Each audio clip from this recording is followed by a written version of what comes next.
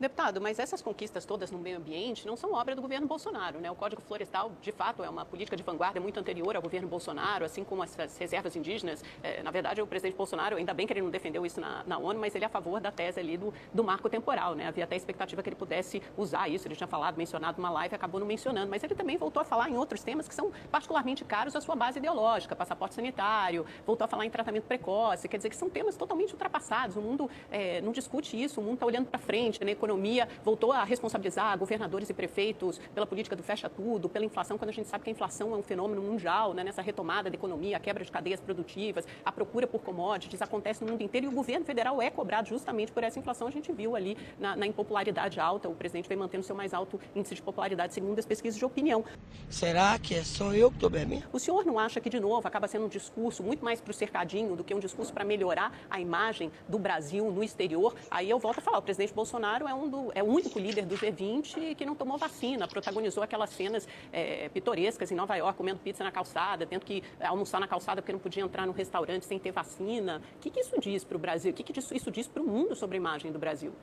Relacionada ao discurso do presidente Bolsonaro na ONU, porque não acho que ele tenha trazido discussões ultrapassadas, porque luta pela liberdade ela é eterna, ela é constante. Então, passaporte sanitário eu considero um absurdo, guerra contra a autonomia médica eu considero um absurdo, esse fecha tudo que a gente teve eu considero também um absurdo. Eu pergunto ao senhor, então, como lutar por liberdade, né, num momento em que o debate está sendo banido, não permitem dúvidas, questionamentos? Como é que a gente luta, continua em frente lutando por liberdade?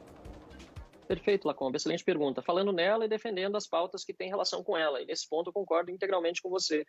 Podemos discordar às vezes na forma ou mesmo em parte do conteúdo, mas o arcabouço da defesa que o Bolsonaro fez no discurso das Nações Unidas tem também o meu apoio, porque eu entendo que é preciso tratar desse assunto de uma forma muito clara. É claro que nós vivemos um momento também excepcional na pandemia. É um momento que é similar a uma situação de guerra.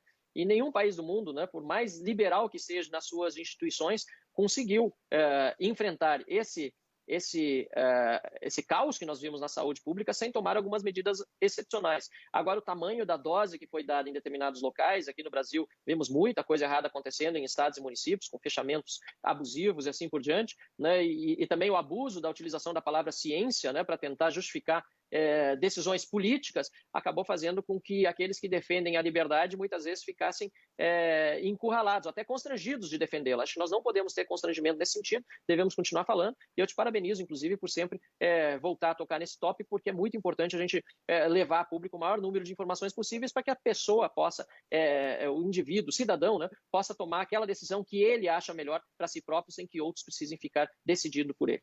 Amanda. Essas medidas foram tomadas no mundo todo, né, deputado? Até estava conversando com alguns amigos nesse fim de semana que vieram da Europa e da Ásia, por exemplo, de Singapura. As medidas são muito mais duras. Proibição de você encontrar, sei lá, mais de 5 pessoas na mesma casa. Se chegasse ao país, tinha que cumprir quarentena num hotel estabelecido pelo governo durante 15 dias, pagando contas astronômicas. Quer dizer, a gente viu isso em outros países do mundo. Então, o Brasil, na verdade, nesse sentido, as medidas foram muito mais brandas. Que viagem é essa, velho?